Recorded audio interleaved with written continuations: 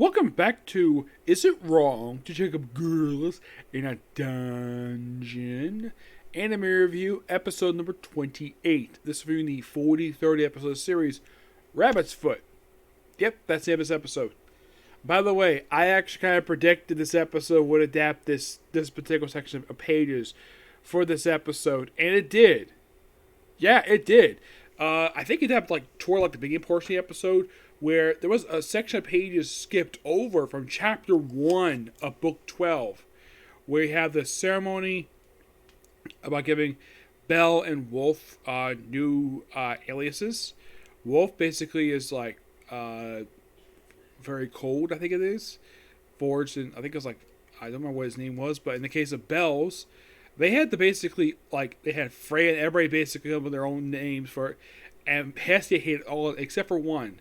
They eventually decide on Rabbit's Foot. Now, in the book, basically, they actually have this happen before Belle goes into the labyrinth. In the anime, they have it where it happened after he left.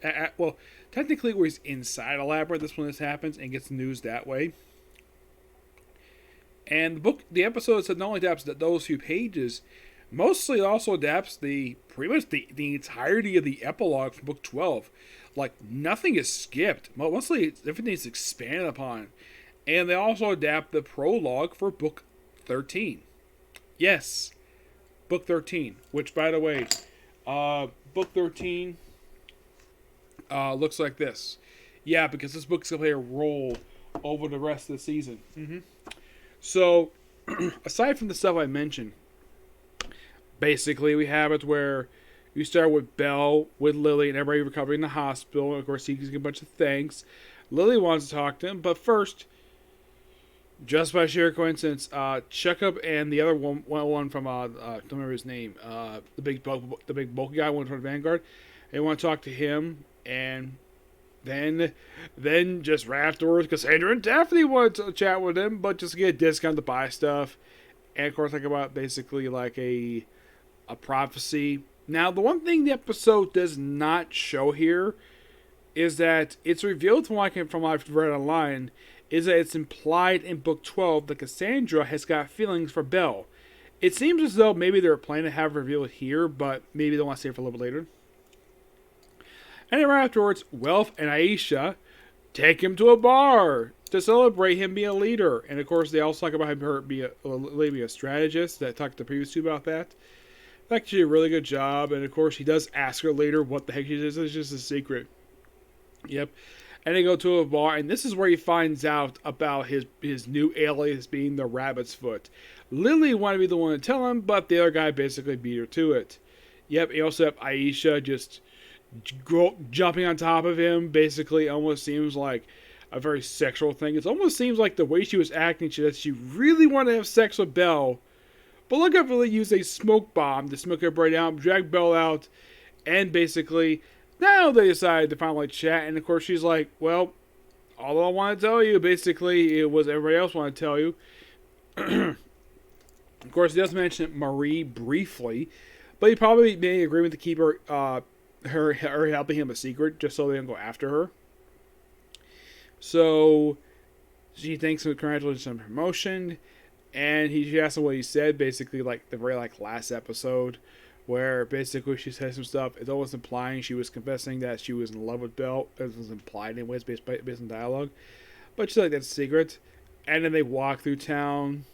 Meanwhile, though, we actually have a night scene. This, of course, is before the next day where they chat for a while, of course, or the next day anyways.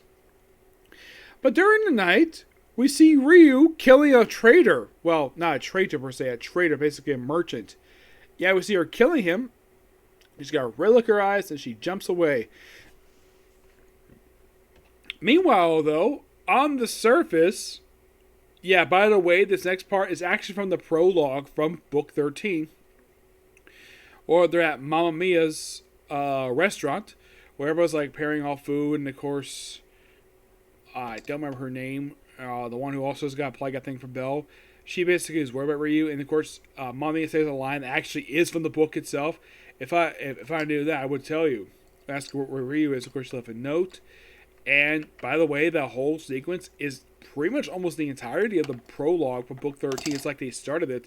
except it's like a page and a half they skipped over. But yeah, they did start adapting it, and then they have it where and we have next morning where everybody is running to probably the place where Ryu committed a murder, and basically like, well, one of the guys Boars. I don't know if it's the same guy from Loki's Guild, and I don't know. It could be, but the guy basically is known for showing off he doesn't wear a shirt. It's probably some other adventure named Boars. So if you know that, oh yeah, there was a murder that happened, and we saw someone did it. It was Gale Wind, and by the way, him real as Gale Wind. That's actually what ended. That was actually the last line of book 12, and then basically like, and of course you have Lily and Belle discussing this brief like it mentions, oh, Mr. Ryu can't be a murderer, and that's the episode ends. Definitely, like, you could definitely say that it's like this episode did pretty much a really good job, basically throwing everything like throughout the entirety. Now, it took 6 episodes to cover this book. 6 episodes to cover a book that is roughly, like, if you don't count the afterwards, like, okay, if you don't count the afterwards, and let's see. Let's see. 4, 3, 2. You could say this is page 1, but 2. So you could say over the course of 6 episodes, this is pretty much the main story of book 12. These 240, I would say about 44 pages, I'd say. Yeah, 244 pages. And this, basically, this material here, that's the entirety of 6 episodes. Despite the fact this one didn't really cover very much at all. No, and also adapted, like I said, just like they pretty much went through the first page, the second, and they stopped about halfway through the 5th page of the book. You see a little dot there? That's where they ended where they got to the prelude. Yeah, that's as far as they went. Yeah, so we'll probably gonna have the rest of the prelude probably being adapted probably for next week's episode. It's possible. Yes, but definitely good episode. I can't wait for next week, which will be the 44th episode of the series, which is called, get this, Cassandra Ilion, Dreamseeker. Excuse me. Should be interesting. Especially we're going into book 13, which is the... Now, it's going to be curious. How long is the adaptation going to last for this one? I mean, book 12 took 6 episodes. Do I think the book 13 is 6 episodes? Given the book is this long... Yeah, this is book 13, mind you. Like...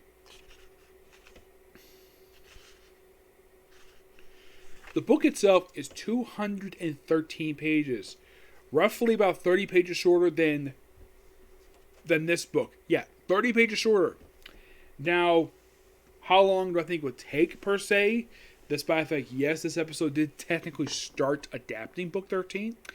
I'd say we probably got about 3 episodes to cover this thing. Maybe 4.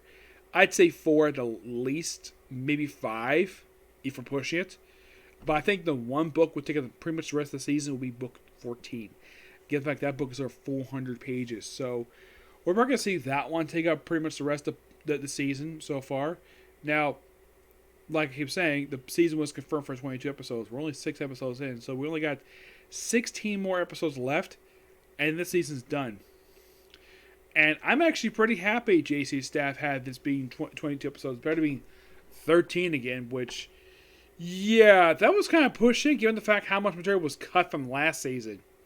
My guess is that the reason why this season is 22 episodes and why they're going the pace they're going at for these episodes. This is just my personal theory.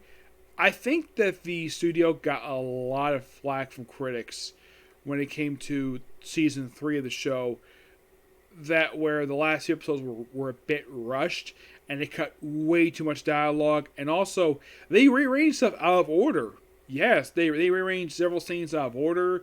They take dialogue, they take a scene from what's supposed to be from the later part of the book, they put it in like it was supposed to be in that very same section adapted they put in the right next episode.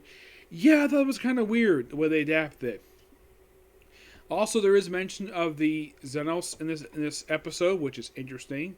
There's also mention of the Black Goliath. Yes, the creature that Bell fought way back in season 1.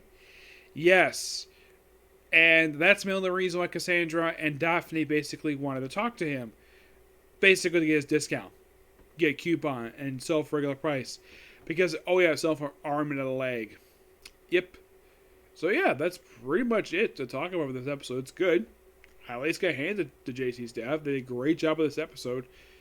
I mean, if you think about it, nothing was cut. Everything is pretty much presented. I mean, in the case of the whole God scene, I think that one was actually trimmed down a bit, but in my opinion, it didn't really hurt it. No, it didn't really hurt at all. Plus, it's always nice to see Hestia. That's my personal anyways. And by the way, first time she's seen the series since this season, since episode 1. Yeah, great to see her. Can't wait for next episode. Okay, so that's if it could be it for this particular review. Next one's going to be Harem Alive in Our World. Yep. See you. Bye.